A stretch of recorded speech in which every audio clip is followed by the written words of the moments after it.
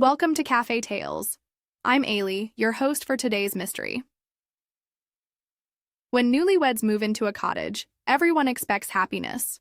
But watch till the end to discover how a handful of jam jars and some wilting flowers expose a chilling pattern of murder that spans far beyond this peaceful village. Before we begin, write a comment and tell me which corner of the world you're listening from today. Settle in with a warm cup of tea, and let's uncover this mystery together. New beginnings. Miss Jane Marple set down her teacup with the delicate precision that had marked her movements for the past 70-odd years and gazed thoughtfully through the lace curtains of her drawing room window. The view across the village green of St. Mary Mead had provided her with endless fascination over the decades, and this particular April morning promised to be no exception. A motor taxi had just drawn up outside Thornapple Cottage, and from it emerged a young couple, whose obvious excitement was visible even at this distance. Miss Marple reached for her knitting, a soft blue jumper destined for her great-nephew, but her eyes remained fixed upon the scene unfolding before her. The young man, tall and rather thin, with an eager, boyish face, was directing the taxi, driver with animated gestures toward several pieces of luggage. His companion, a slender young woman with dark hair pinned neatly beneath a stylish cloche hat, stood surveying the cottage with what appeared to be deep satisfaction. Even from across the green, Miss Marple could observe the proprietary way the woman's gaze moved over the small front garden and the ivy-covered walls. "So they have taken poor Mrs. Hartwell's place at last," Miss Marple murmured to herself, her knitting needles clicking softly. The cottage had stood empty for nearly 2 years since old Mrs. Hartwell's passing, and the village had begun to wonder if anyone would ever want to make a home of it again. The arrival of Mrs. Bantry some 20 minutes later provided Miss Marple with the information she had been quietly hoping for. Dolly Bantry bustled through the front door with her characteristic energy, her cheeks pink from the brisk morning air. "Jane, my dear, have you seen them? The new people at Thornapple Cottage?" Mrs. Bantry settled herself into the comfortable armchair opposite Miss Marple with the air of someone bearing delicious news. "I've just been speaking with Mrs. Price Ridley, and she had it from Tom Hartwell himself." Miss Marple's needles paused for just a moment. "Indeed, how very interesting. They appear to be quite young." "Oh, they are. Newlyweds, no less. Gerald and Cynthia Whitmore. Such a romantic story. According to Tom, they met at a tea dance in London only 6 months ago, and it was quite the whirlwind romance. He's a clerk with some firm in the city, and she—" Mrs. Bantry paused dramatically. "She's from somewhere up north, rather mysterious about her family," Tom said. "But then, young people these days don't always feel the need to discuss their backgrounds." Miss Marple resumed her knitting, but her eyes remained thoughtful. 6 months is rather quick, even for young people in love. Still, wartime has taught us all that life is precious and not to be wasted on lengthy courtships. "Exactly what I thought," Mrs. Bantry agreed warmly, and they seemed devoted to each other. Tom mentioned that young Mr. Whitmore was quite insistent about having the cottage ready for his bride, paid 6 months' rent in advance and everything. Through the window, Miss Marple watched as the young couple made their way up the cottage path. The woman, Cynthia, moved with a quick, nervous energy that reminded Miss Marple of something, though she could not immediately place what. The young man followed adoringly, carrying what appeared to be a small traveling case with exaggerated care. "She seems rather delicate," Miss Marple observed quietly. Mrs. Bantry leaned forward to peer through the window. "Does she?" "I hadn't noticed particularly, though I suppose the journey from London might have tired her. Tom said they were most enthusiastic about the cottage when they viewed it last month. Particularly interested in the garden, he mentioned. The young woman asked quite detailed questions about the soil and the drainage. How practical of her, Miss Marple murmured, though something in her tone suggested she found this information more significant than it might appear. "I suppose they will be wanting to make improvements. Young couples always do." The front door of Thornapple Cottage opened, and the couple disappeared inside. Miss Marple could imagine them moving through the small, low-ceilinged rooms, planning their future together with all the optimism of youth. Yet something about the young woman's manner, as she had surveyed the cottage, lingered in Miss Marple's mind. A quality of assessment that seemed oddly businesslike for a new bride, viewing her first home. "I do hope they will be happy there," Mrs. Bantry continued. "The cottage has such a sad feeling about it, since poor Mrs. Hartwell passed. Though I suppose young love will soon chase away any lingering melancholy." Miss Marple nodded absently, her attention caught by a movement at one of the cottage windows. The young woman appeared briefly, drawing back the curtains of what had once been Mrs. Hartwell's morning room. For just a moment, her face was clearly visible, and Miss Marple felt that odd stirring of recognition again. Not of the person, but of a type, a category of human nature that her long years of village observation had taught her to identify. "Yes," she said slowly. "I do hope they will be happy, though one never can tell, can one? Human nature is such a complex thing, and marriage—" She let the sentence trail off diplomatically. Mrs. Bantry laughed. "Oh, Jane, you are too cautious. They look perfectly charming together. And after all, what could possibly go wrong in a quiet little place like St. Mary Mead?" Miss Marple's knitting needles clicked steadily as she watched the cottage, now quiet again in the morning sunlight. The question hung in the air between them, and though Mrs. Bantry had asked it rhetorically, Miss Marple found herself genuinely wondering. In her experience, it was often in the quietest places that the most unexpected things occurred, and something about the precise way the young woman had examined every detail of her new home suggested that Thornapple Cottage might soon prove that observation correct. The following Sunday morning found Miss Marple in her customary pew at St. Mary Mead's ancient parish church. Her prayer book was open to the proper page, though her attention was diplomatically divided between the Reverend Clement's sermon and the new arrivals seated 3 rows ahead. Gerald and Cynthia Whitmore had entered the church with the slightly uncertain air of newcomers, but Cynthia had guided them with surprising confidence to seats that offered an excellent view of the altar while remaining inconspicuous. Miss Marple observed how the young woman's eyes moved systematically around the congregation during the opening hymn, cataloging faces with what seemed like professional thoroughness. Gerald, by contrast, appeared genuinely absorbed in the service, his pleasant face turned attentively toward the pulpit. When he sang, his voice carried clearly, a pleasant tenor that suggested choir training in his youth. His devotion to his bride was evident in the small courtesies he paid her, ensuring she had a proper view, sharing his hymn book when hers appeared to have a torn page and offering his coat when the morning chill penetrated the old stone walls. After the service, Miss Marple found herself naturally drawn into the cluster of parishioners gathered outside the church door, where introductions were being made with characteristic village thoroughness. "Mr. and Mrs. Whitmore, how delightful to meet you properly," declared Mrs. Price Ridley, resplendent in her Sunday best, and clearly relishing her role as unofficial village welcomer. "I do hope you will find St. Mary Mead to your liking." "Oh, we already do," Gerald replied warmly, his arm protectively around his wife's waist. "The cottage is everything we could have wished for, and everyone has been so kind." Miss Marple noticed how Cynthia's smile, while perfectly pleasant, seemed to require conscious effort. The young woman's attention kept drifting toward the churchyard, where ancient headstones marked generations of village families. "You must find it quite different from London," the vicar suggested kindly. "The pace of country life takes some adjustment." "Actually, I find I prefer it," Cynthia said, speaking for the first time since the introductions began.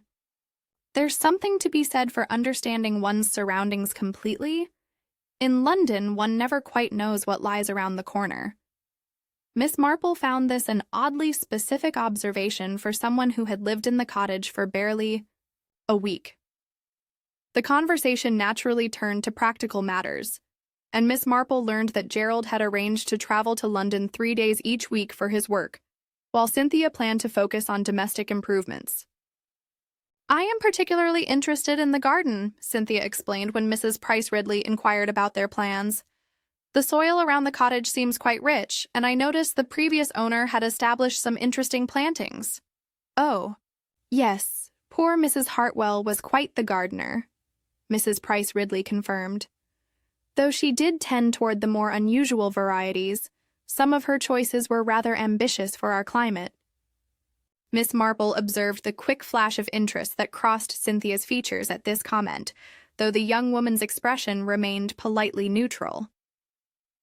Later that afternoon, Miss Marple encountered the couple again during her customary walk through the village. They were emerging from Scuttle's grocery establishment, Gerald carrying a substantial basket, while Cynthia consulted a carefully written list. "Good afternoon," Miss Marple called pleasantly. "I hope you found everything you needed. Mr. Scuttle does try to stock a good variety, though sometimes one must order special items from the larger towns." "Actually, we were just discussing that," Gerald replied with a laugh. "Cynthia has quite specific requirements for her gardening projects.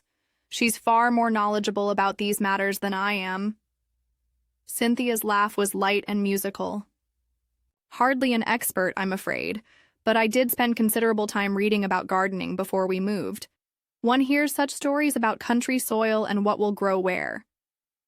"Very sensible," Miss Marple agreed. "And have you had occasion to test the well water yet? I know some newcomers find it rather distinctive."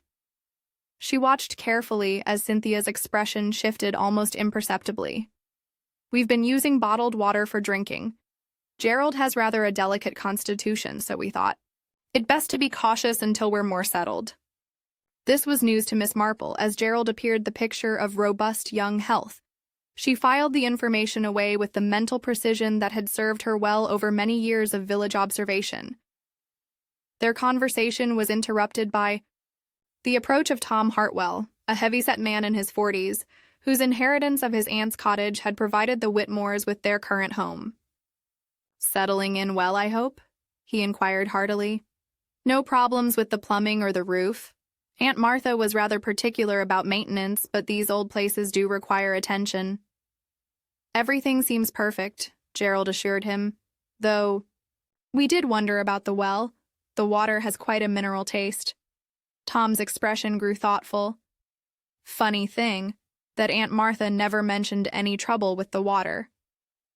Used it for everything, drinking, cooking, even her precious plants. Said it was the finest water in the county." He paused, considering. "Though I suppose tastes differ. She was quite proud of that well, actually. Had it tested several years, back when some government fellow came through checking rural water supplies."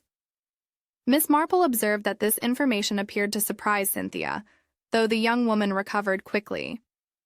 "Well, better safe than sorry," Cynthia said brightly. "Perhaps we'll have it tested ourselves, just to be certain." After parting from Tom Hartwell, the Whitmores continued toward their cottage, Gerald's arm once again protectively around his wife's shoulders. Miss Marple watched them go, noting how Cynthia's posture seemed to relax once they were alone together, and how Gerald's attention to her comfort appeared both genuine and slightly anxious. As she resumed her own walk, Miss Marple reflected on the afternoon's encounters. The young couple seemed devoted to each other, yet something about their dynamic puzzled her. Gerald's solicitousness toward his bride's health seemed excessive for someone as apparently robust as Cynthia, while Cynthia's knowledge of gardening and her careful attention to village details suggested a level of preparation that went beyond normal bridal enthusiasm. Miss Marple had lived long enough to recognize when people's words and actions failed to align completely, and the Whitmores, despite their obvious affection for each other, presented just such a puzzle. She found herself looking forward to their further acquaintance with the patient interest of someone who had learned that time and observation invariably revealed the truth about human nature, however carefully concealed. The third week of the Whitmores' residence at Thornapple Cottage brought with it the full bloom of an English spring, and with it a charming tableau that had become a regular feature of village life. Each morning, Miss Marple could observe Gerald making his careful way through the cottage garden, selecting flowers for his wife with the devotion of a medieval courtier. On this particular Tuesday morning, Miss Marple paused in her own gardening to watch Gerald's ritual unfold. He moved slowly among the flower beds, his movements deliberate, as he chose the finest specimens. Today he lingered especially long over a patch of early roses that Mrs. Hartwell had cultivated near the kitchen window, finally selecting 3 perfect blooms of a pale pink variety. What struck Miss Marple as curious was not Gerald's devotion. Young husbands were often attentive, but rather his increasing pallor and the careful way he moved, as though conserving energy for essential tasks.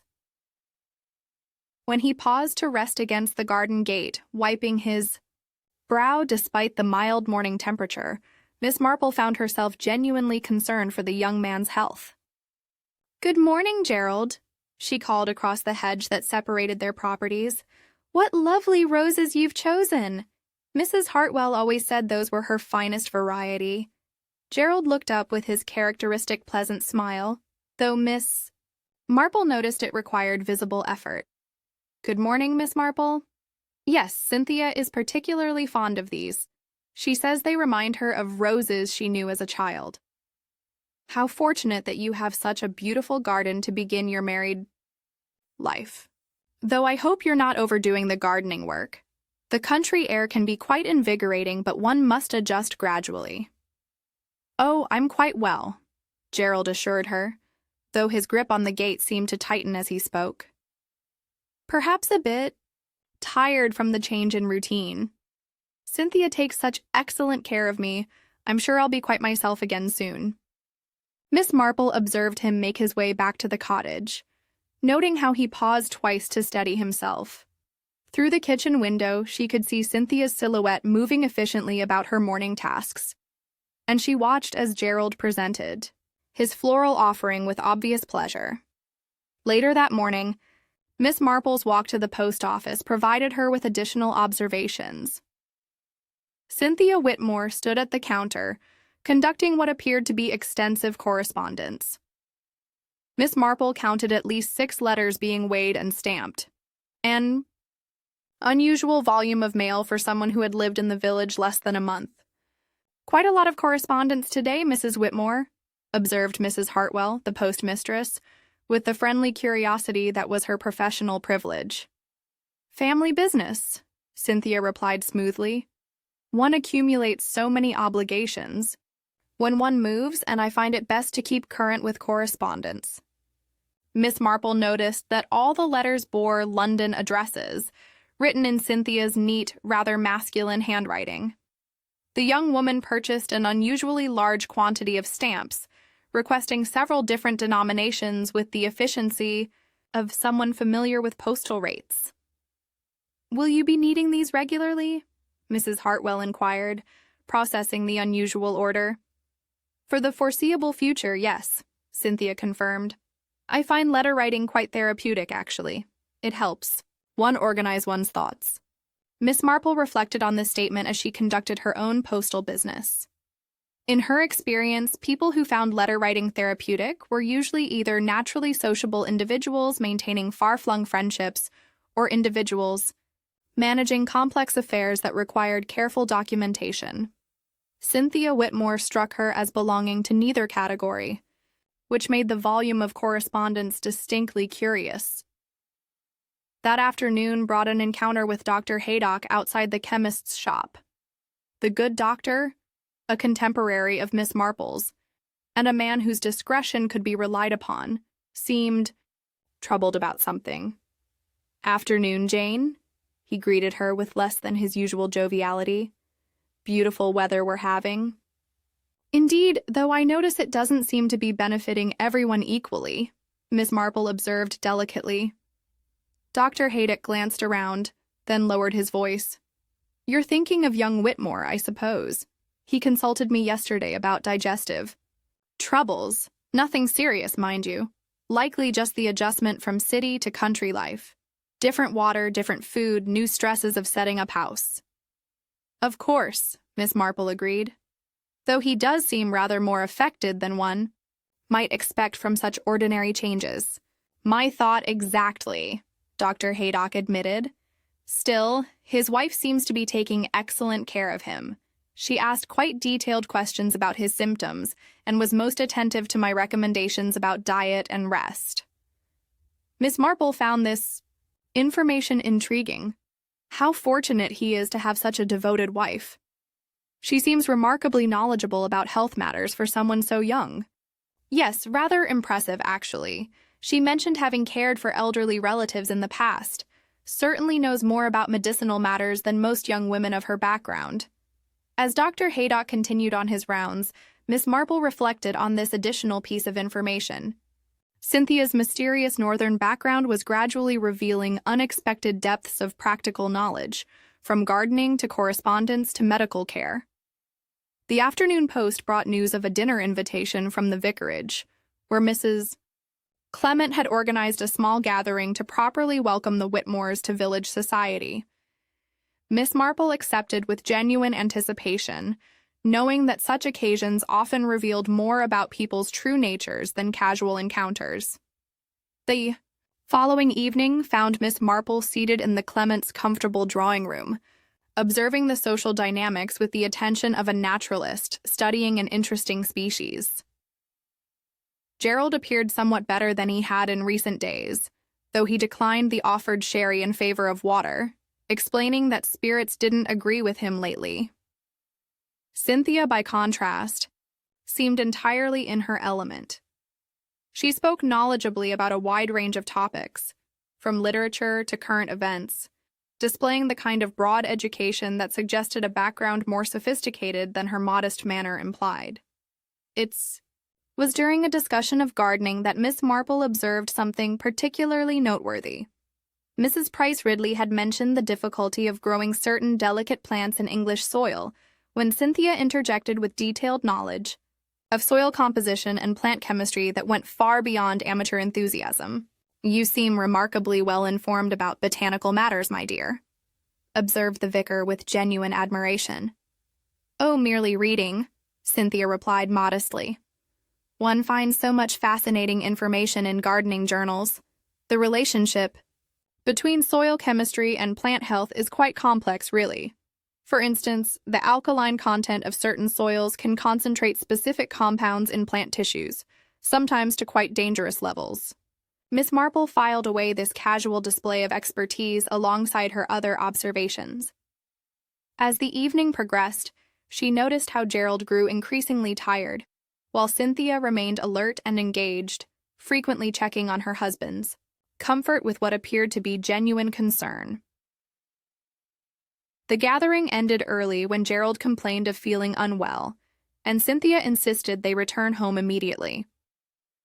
Miss Marple watched them leave, noting how Cynthia supported her husband with practiced efficiency, as though such episodes were becoming routine. Walking home through the quiet village streets, Miss Marple found herself thinking of another couple she had known years earlier in St. Mary Mead, the Spenlows, who had seemed equally devoted until Mr. Spenlow's mysterious decline and eventual death. The parallel was not exact, but something about the dynamic between the Whitmores echoed that earlier tragedy in ways that made Miss Marple distinctly uneasy. She resolved to pay closer attention to the young couple's affairs, though she sincerely hoped her growing concerns would prove unfounded. The morning of May 15th dawned with the kind of crystalline beauty that made English springs legendary. Miss Marple had risen early to tend her roses, enjoying the cool air and the promise of warmth to come. It was just past 8 hours when she heard Mrs. Bantry calling her name with unusual urgency from the front gate. Jane, Jane, you must come at once. Mrs. Bantry's voice carried a note of distress that immediately commanded attention. Something dreadful has happened at Thornapple Cottage. Miss Marple set down her gardening shears and hurried toward the gate, noting that several other villagers were converging on the cottage from various directions. At the center of the growing crowd stood Bill Potter, the village postman, his face pale and his hands trembling slightly as he gestured toward the cottage garden. Found him myself, I did, just lying there among the roses, peaceful as you please. Thought he might have fainted at first, but no. He shook his head grimly. Miss Marple approached the garden gate and peered over the hedge. Gerald Whitmore lay, crumpled beside the rosebed he had tended so devotedly, his body twisted at an unnatural angle. Even from a distance, the stillness of his form left no doubt about his condition. "Has anyone summoned Dr. Haydock?" Miss Marple inquired quietly. "Mrs. Price Ridley sent young Tommy running for him straight away," Mrs. Bantry replied, her voice hushed with shock.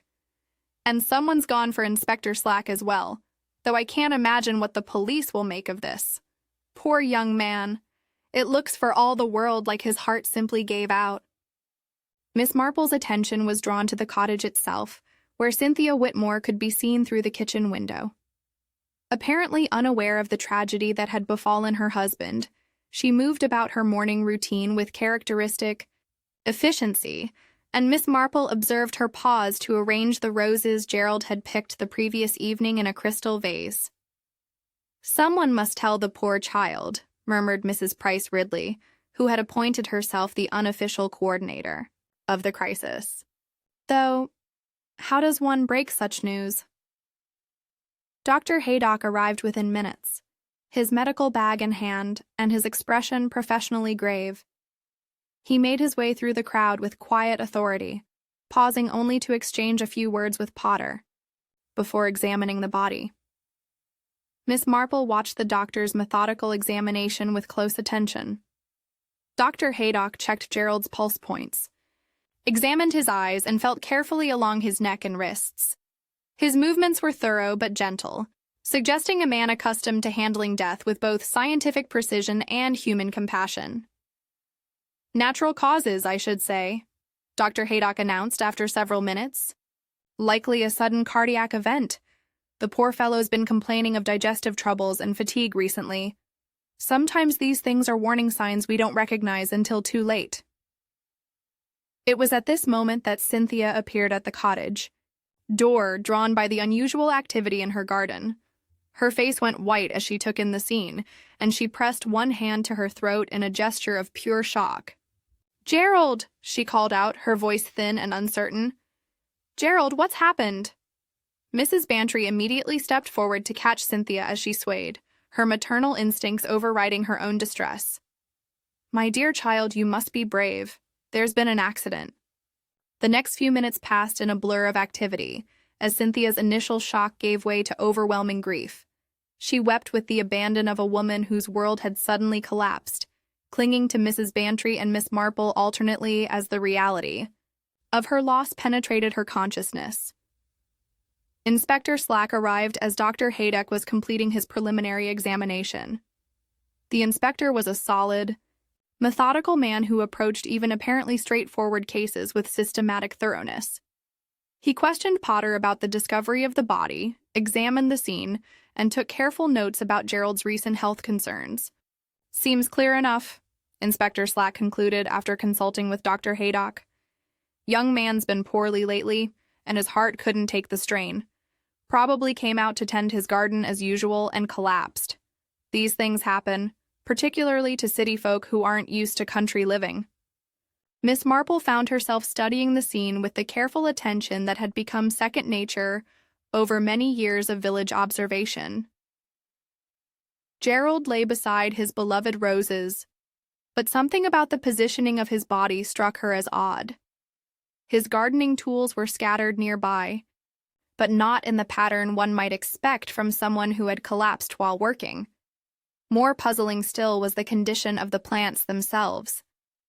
While Gerald lay among the roses he had tended so carefully, Miss Marple noticed that several Other plants in the immediate vicinity appeared to be wilting despite the recent rain. The petunias beneath the kitchen window drooped listlessly, and the herbs in the small patch near the back door showed brown edges on their leaves. "Strange about the plants," she murmured to herself, but her observation was lost in the general commotion as arrangements were made to remove Gerald's body. Cynthia had recovered enough composure to answer Inspector Slack's gentle questions, though she required frequent pauses to collect herself. She confirmed that Gerald had seemed tired recently, but not seriously ill, and that he had gone out to the garden, as was his custom, while she prepared breakfast. "He always brought me flowers," she said through her tears, "every morning without fail. Even when he felt poorly, he never forgot."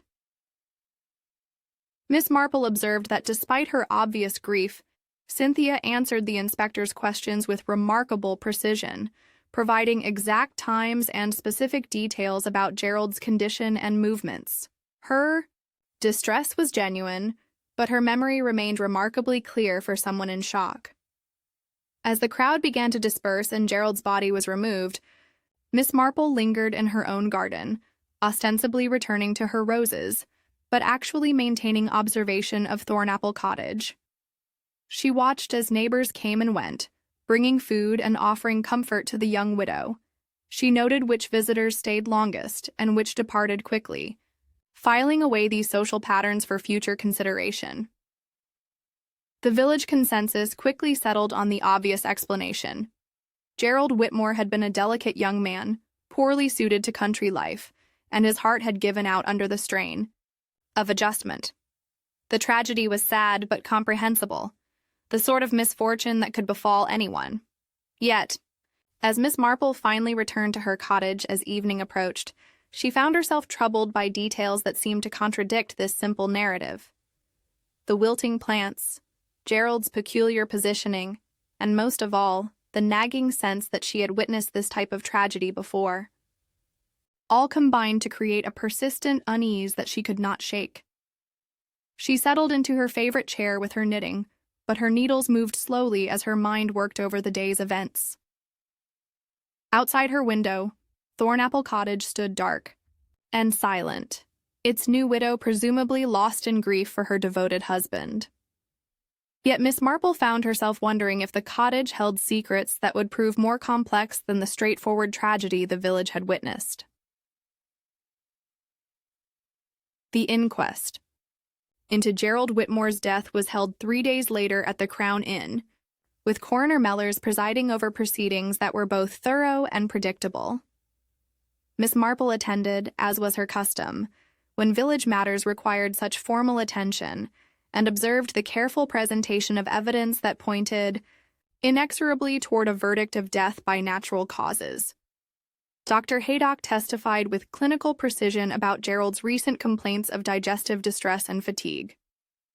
Symptoms he characterized as consistent with the stress of relocation and possible underlying cardiac weakness. The postman, Bill Potter, described finding the body in straightforward terms, noting that Gerald appeared to have collapsed while tending his roses. Cynthia Whitmore, dressed in appropriate morning attire, gave her testimony with quiet dignity. She confirmed her husband's recent indisposition and described their contentment with country life, though she admitted Gerald had found the adjustment more challenging than anticipated. "He was always so thoughtful," she said, her voice catching slightly. "Even when he felt poorly, he never failed to bring me flowers from the garden. It was our little morning ritual." Inspector Slack presented his findings with characteristic thoroughness, noting the absence of any suspicious circumstances or evidence of foul play. The well water had been tested as a precautionary measure and found to contain higher than average mineral content, which could account for digestive sensitivity in someone unaccustomed to it. The verdict of death by natural causes, likely cardiac failure, surprised no one. The coroner expressed sympathy for the young widow and praised the community's support during her time of grief. As the proceedings concluded, Miss Marple found herself more troubled than reassured by the tidy resolution. That afternoon, she made a condolence call at Thornapple Cottage, bearing a pot of honey from her own bees and a small bouquet from her garden. Cynthia received her graciously. Though Miss Marple noticed the young woman's composure seemed remarkably intact for someone who had buried her husband that morning. "You're very kind to call, Miss Marple," Cynthia said, leading her visitor into the small sitting room. "Please do sit down. I was just organizing Gerald's papers. There are so many arrangements to make." Miss Marple settled into the chair Gerald had favored and accepted the offered tea. As Cynthia moved about the room, Miss Marple's trained eye catalogued various details: the neat stacks of correspondence on the writing desk, the careful arrangement of Gerald's belongings, and most notably, a row of jam jars visible through the open pantry door.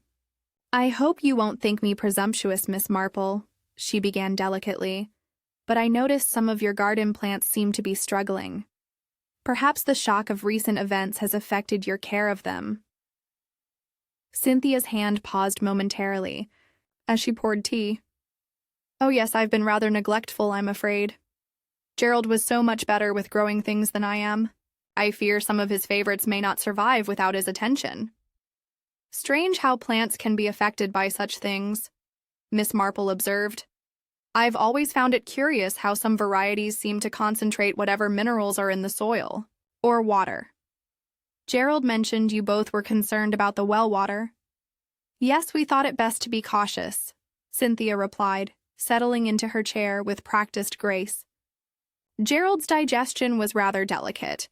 You know, we'd planned to have the water tested properly, but—" She gestured helplessly, letting the sentence trail away.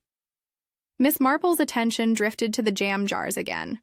There were perhaps half a dozen of them, each containing what appeared to be different substances, some crystalline, others paste-like. "You seem to be quite the preserver, my dear. How thoughtful to make use of the local fruits." "Oh, those aren't preserves exactly," Cynthia said quickly. "More like preparations for the garden. I've been experimenting with natural fertilizers and pest deterrents. One reads so much about organic gardening methods these days." "How modern of you," Miss Marple said with genuine interest. "I confess I've always relied on rather traditional methods, though I have noticed that some of the older residents had quite sophisticated approaches to plant care. Mrs. Hartwell, for instance, was known for her unusual expertise." Cynthia's expression grew thoughtful. "Yes, Tom Hartwell mentioned she had quite extensive knowledge. I found some of her gardening notes among the cottage papers. Fascinating reading, really. She seemed to understand the chemical properties of various plants quite thoroughly."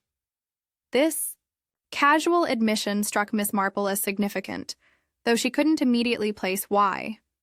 She filed it away alongside her other observations about the young widow's unexpected depths of knowledge. Their conversation was interrupted by the arrival of Tom Hartwell himself, come to check on Cynthia's welfare and discuss practical matters related to the cottage lease. Miss Marple took this as her cue to depart, but not before engaging Tom in brief conversation about his aunt's gardening practices. Always said the well water was the secret to her success. Never had any trouble with it herself, though she did mention it had quite specific mineral properties. Said it concentrated certain elements that made her plants unusually robust. Miss Marple found this information intriguing, particularly in light of the recent water testing that had revealed higher than normal mineral content. As she walked home, she reflected on the apparent contradiction between Mrs. Hartwell's experience and the official explanation for Gerald's illness. That evening brought an unexpected visitor in the form of Mr. Perrick, the local chemist, who called to discuss a matter of mutual concern regarding village health. "Thought you should know, Miss Marple," he said, settling into her drawing room with obvious unease. "Had some questions from that inspector fellow about recent purchases at the shop. Seems young Mrs. Whitmore had bought quite a variety of items over the past few weeks." "Nothing unusual in that, surely," Miss Marple replied encouragingly. "New residents often need various supplies." No, you're quite right," Perrick agreed hastily. "All perfectly innocent items individually. Epsom salts, bicarbonate of soda, various gardening supplies, even some photographic chemicals. Said she was interested in developing her own pictures as a hobby. How enterprising of her, Miss Marple said. Did she seem knowledgeable about such things? Remarkably so, actually. Knew exactly what she wanted and in what quantities. Asked quite specific questions about chemical interactions and storage requirements, more informed than many of our regular customers, I must say. After Perrick departed, Miss Marple sat quietly in her chair, her knitting forgotten as she contemplated the accumulating details of the Whitmore tragedy.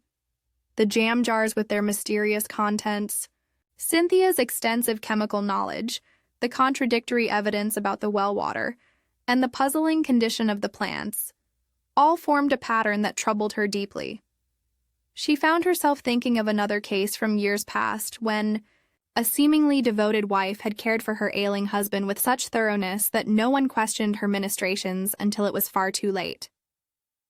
The parallel was not exact, but something about the careful attention to detail, the extensive knowledge disguised as casual interest, and the perfectly reasonable explanations for unusual behavior stirred memories that made her increasingly uneasy.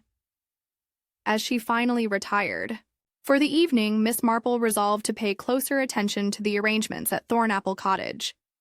Her years of observing human nature had taught her that the most dangerous people were often those who appeared most solicitous.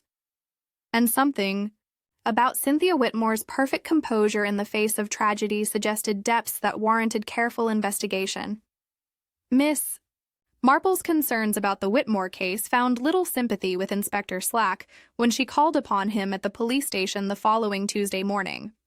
The inspector, a practical man who prided himself on efficient case resolution, received her observations with polite but obvious skepticism. "Natural death, Miss Marple," he said firmly, tapping the closed file on his desk. "Coroner's verdict? Doctor's testimony?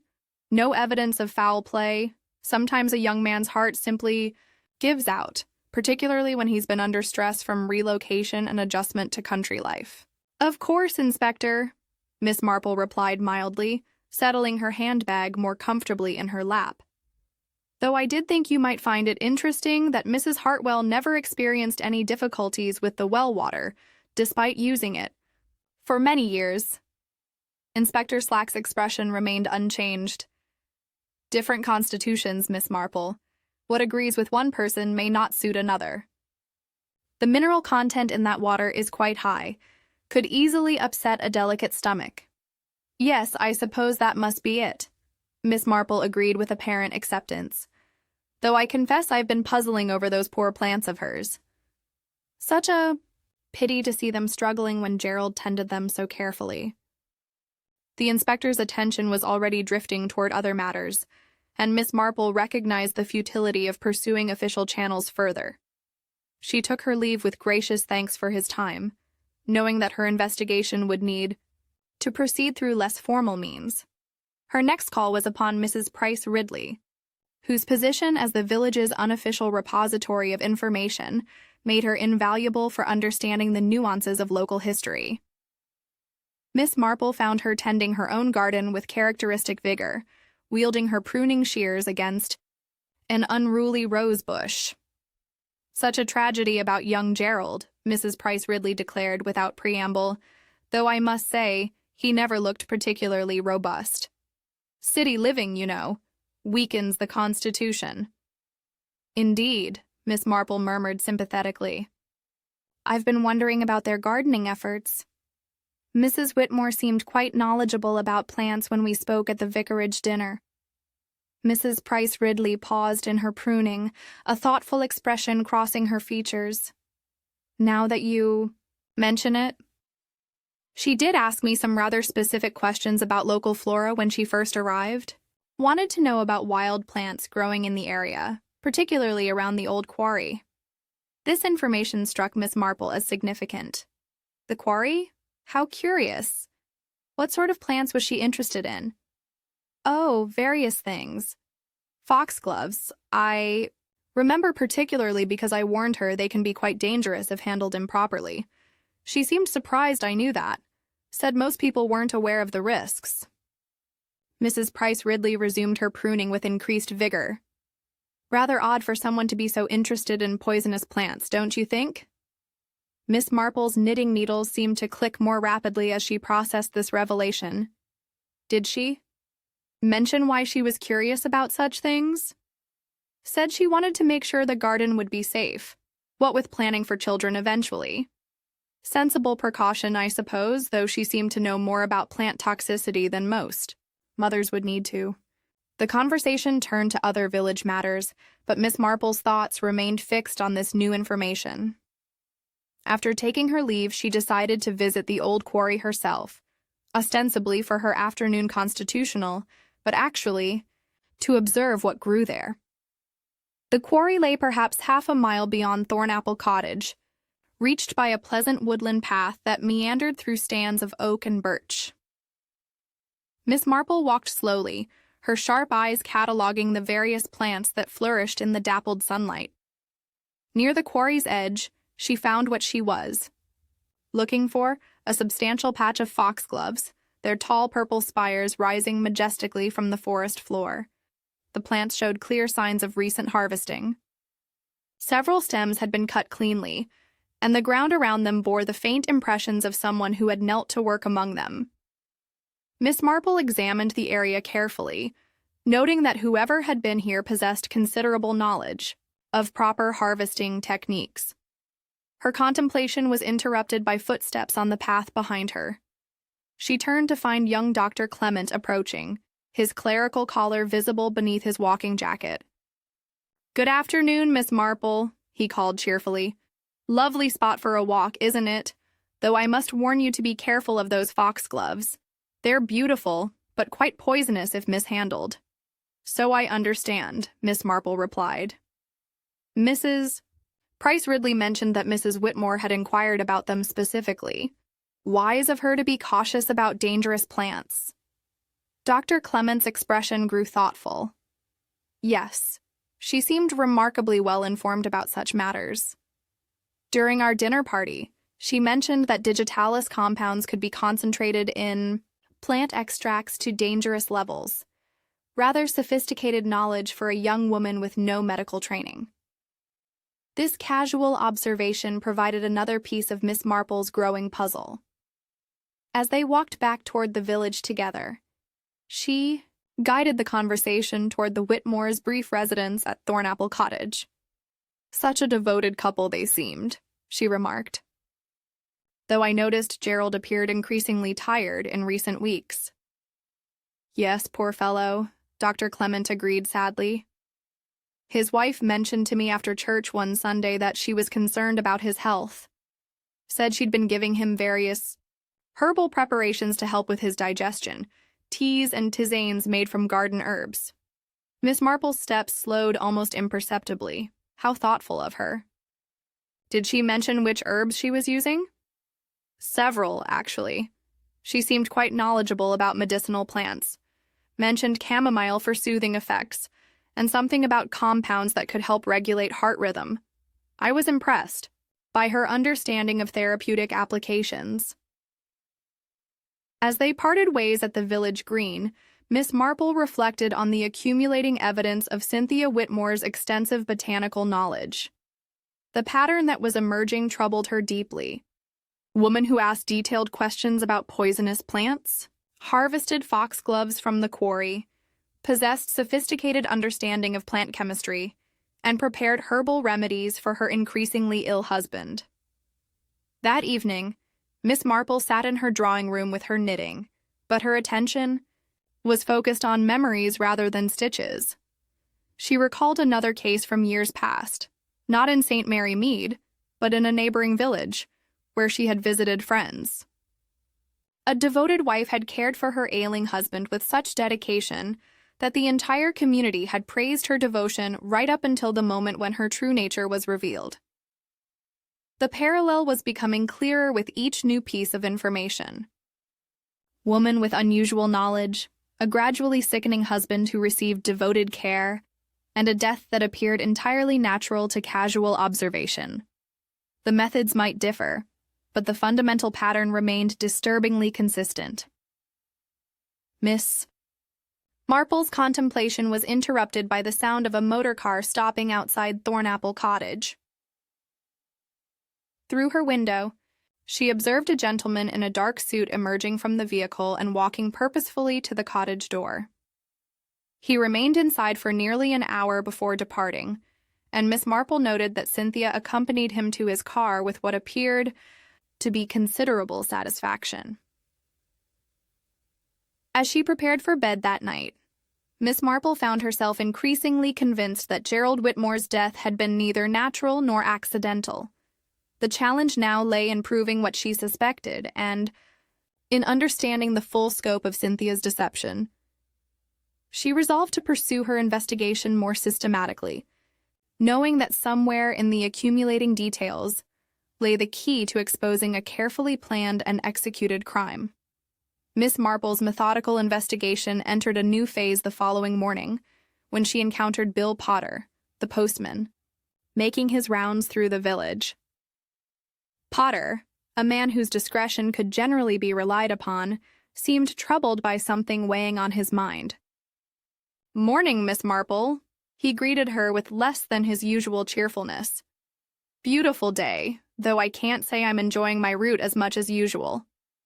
"Oh dear," Miss Marple replied with gentle concern.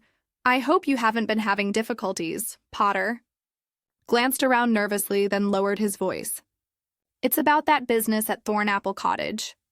Been bothering me since the inquest, if I'm honest. Something I didn't mention because it didn't seem important at the time."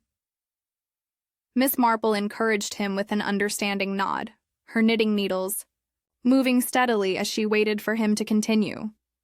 "The morning I found poor Mr. Whitmore," Potter said slowly. "I'd been delivering letters to the cottage regularly for weeks. Always the same pattern. Several letters from London addresses, all in the same handwriting. But the day he died, well, that was the first morning in weeks there hadn't been any post for Mrs. Whitmore. This information struck Miss Marple as highly significant. How curious. "You're quite certain about the timing?"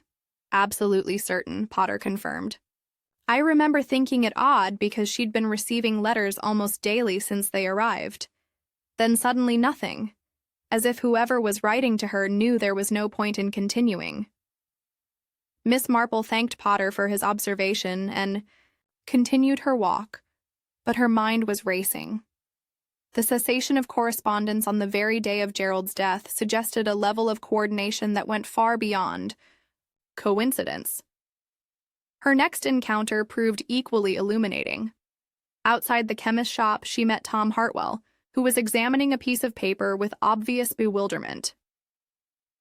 "Afternoon, Miss Marple," he said, looking up from his document.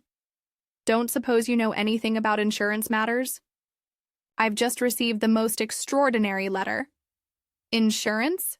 Miss Marple inquired delicately. Tom held up the official-looking paper. "From some London firm, inquiring about the circumstances of my tenant's death. Seems young Whitmore had taken out a rather substantial life insurance policy shortly after moving into the cottage. They're conducting their standard investigation before paying out the claim." Miss Marple's knitting needles paused momentarily. How very prudent of him, considering his health concerns. "That's just it," Tom said, frowning. "According to this letter, the policy was taken out only 3 weeks after they moved in.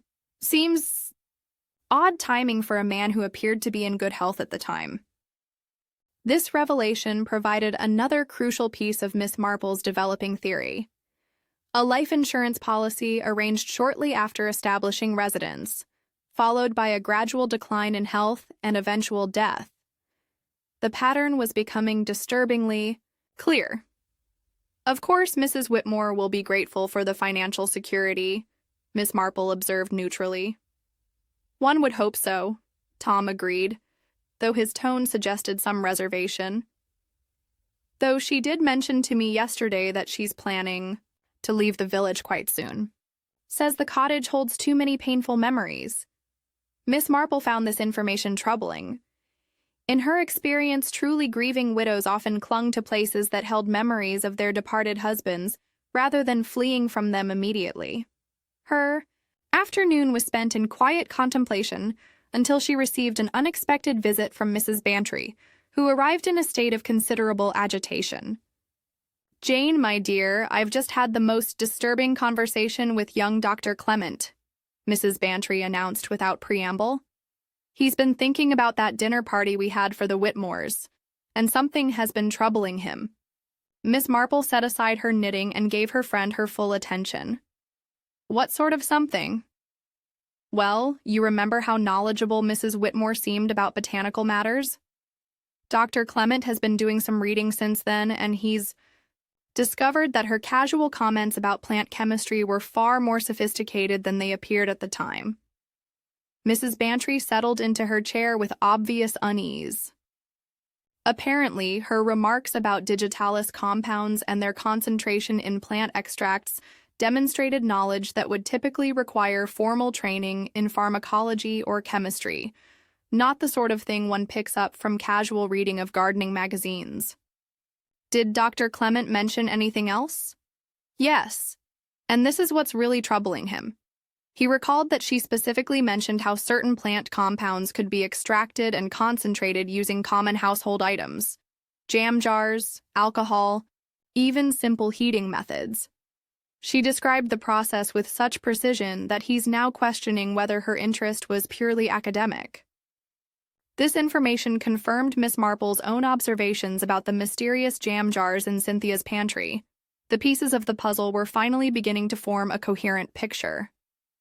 "There's more," Mrs. Bantry continued grimly. "Dr. Clement made some discreet inquiries with colleagues in London. It seems there have been several cases in recent years of sudden deaths among recently married men, all attributed to natural causes, but all following similar patterns: gradual decline, caring wives with unusual botanical knowledge, and substantial insurance policies." Miss Marple felt a chill of recognition. The pattern she had sensed was apparently not unique to St. Mary Mead, but part of a larger, more sinister design. That evening, as Miss Marple sat with her knitting in the gathering dusk, she observed lights moving about Thornapple Cottage in a systematic pattern. Through her window, she could see Cynthia moving efficiently through the rooms, apparently packing belongings with practiced speed. The sight confirmed Miss Marple's growing suspicions about the young widow's true nature. Genuinely grieving wife would not be making such brisk preparations for departure barely a week after her husband's burial. The efficiency of Cynthia's movement suggested someone completing a planned sequence of events rather than someone overwhelmed by unexpected loss. Miss Marple's contemplation was interrupted by the arrival of another motor car at the cottage, the same vehicle she had observed previously. The same gentleman in the dark suit emerged and was admitted immediately, suggesting this was an expected appointment rather than a casual call. As she watched the cottage, Miss Marple reflected on all she had learned. That pattern was now unmistakably clear: a woman with extensive knowledge of plant poisons, a husband who gradually sickened while receiving her devoted care, a substantial insurance policy arranged shortly after marriage, correspondence that ceased precisely when it was no longer needed, and preparations for immediate departure from the scene. She had witnessed this type of calculated crime before, though never with such sophisticated preparation or execution. Cynthia Whitmore had clearly refined her methods through previous experience, perfecting a system that appeared entirely natural to casual observation, while being coldly methodical in its execution.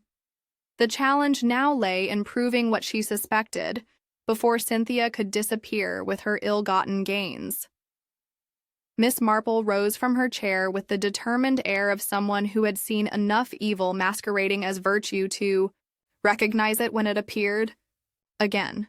Tomorrow she would need to take decisive action to ensure that Gerald Whitmore's death did not go unavenged. Chapter 8. The Truth Revealed. Chapter 8. The Truth Revealed. The gathering at the vicarage the following evening had been arranged, with Miss Marple's customary diplomatic skill. under the pretense of organizing a memorial service for Gerald Whitmore. She had assembled the key figures in the case: Inspector Slack, Dr. Haydock, Tom Hartwell, Mrs. Price Ridley, Dr. Clement, and most importantly, Cynthia Whitmore herself.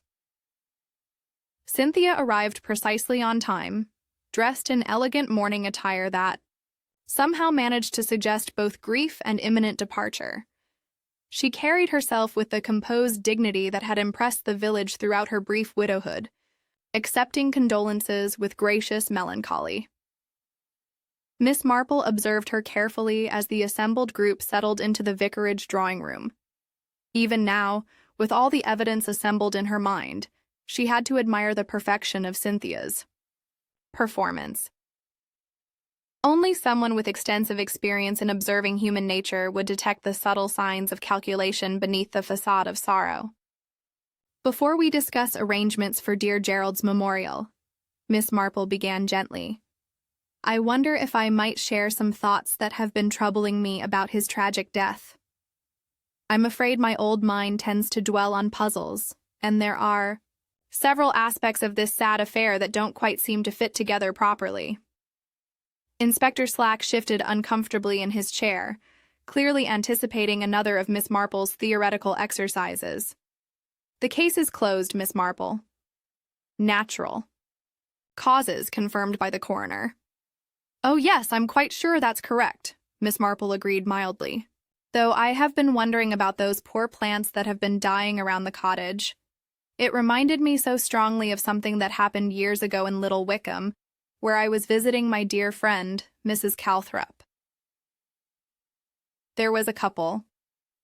There the Ashfords, who seemed so devoted to each other. Mrs. Ashford cared for her husband with such dedication when he fell ill. She was always preparing special foods for him, herbal teas and tisanes to aid his digestion, rather like you did for poor Gerald, my dear Mrs. Whitmore. Cynthia's voice remained steady as she replied, One does what one can for those we love. Miss Marple, though I fear my efforts weren't sufficient to save him. Indeed, Miss Marple continued thoughtfully. Mrs. Ashford was also quite knowledgeable about plants and their properties. She had such interesting conversations about botanical chemistry, much like your fascinating discussion at our dinner party about digitalis compounds and their concentration in plant extracts. Dr. Clement leaned forward with sudden understanding. Yes, I remember that conversation. Quite sophisticated knowledge for someone without formal training. Miss Marple nodded approvingly. Exactly what I thought. You see, Inspector, Mrs. Ashford had acquired her knowledge through rather specialized experience. She had been married 3 times previously, and each husband had died of apparent heart failure after a period of gradual decline. The room had grown very quiet. Cynthia's composure remained intact, but Miss Marple noticed the slight tightening around her eyes. Of course, such coincidences do occur, Miss Marple continued conversationally, though I was struck by Bill Potter's observation about the correspondence. Those daily letters from London that stopped so abruptly on the very day Gerald died, almost as if someone knew there was no need for further communication. Inspector. Slack was now paying close attention. So, what are you suggesting, Miss Marple? Well, it occurred to me that such letters might have been reports from someone monitoring the progress of Gerald's illness, perhaps someone with a financial interest in the timing of his death. Miss Marple's knitting needles clicked softly. Tom mentioned that Gerald had taken out a substantial life insurance policy very shortly after moving to the cottage. Rather unusual timing, don't you think? Tom Hartwell nodded grimly. The insurance company is conducting their own investigation. Seems there have been similar cases, young husbands dying suddenly after taking out large policies arranged by their wives. Miss Marple observed Cynthia carefully as she continued. What really convinced me, though, was remembering our conversation about jam making, my dear. You mentioned having such detailed knowledge of preservation techniques, yet you claim to be new to country life. But those jars in your pantry weren't for preserves at all, were they? They contained plant extracts, specifically digitalis compounds extracted from the foxgloves growing wild near the quarry. Dr. Haydock straightened in his chair. Digitalis poisoning would be virtually undetectable without specific testing. It would mimic heart failure perfectly, especially in small cumulative doses. Exactly, Miss Marple agreed. And the wilting plants around the cottage. They absorbed residual compounds from the disposal of extraction materials. Poor Gerald was being systematically poisoned through his food and drink, all while receiving the devoted care of his loving wife? Cynthia finally spoke, her voice still controlled but with a harder edge. This is all very interesting speculation, Miss Marple, but hardly proof of anything.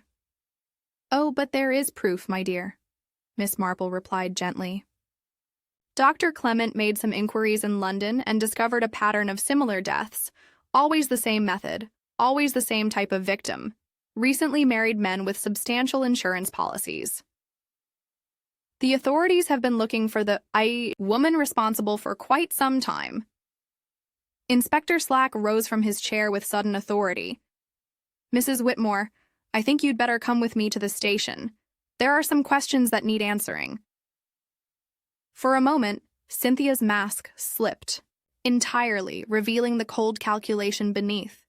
Then she recovered her composure with admirable speed. I suppose there's no point in pretending anymore, she said with a slight smile. Though you'll find it quite difficult to prove anything. I've been very careful about my methods. Perhaps, Miss Marple said quietly, but you made one crucial error. You underestimated the power of village observation. In a place like St. Mary Mead, nothing goes unnoticed for long. Human nature reveals itself in small details, and those details accumulate until the truth becomes unmistakable. As Inspector Slack escorted Cynthia from the vicarage, Miss Marple reflected on the tragedy that had unfolded at Thornapple Cottage. Gerald Whitmore had died not from natural causes or the stress of country living, but from the calculated greed of a woman who had made murder her profession. The cottage would stand empty again, its garden returning to wildness without Gerald's devoted care. But justice had been served, and the village could rest peacefully, knowing that evil had been recognized and confronted despite its sophisticated disguise. Miss Marple gathered her knitting and prepared to return home, satisfied that once again the careful observation of human nature had triumphed over the most carefully laid criminal plans. In her experience, the truth always emerged, eventually revealed through the countless small details that criminals, however clever, could never entirely control.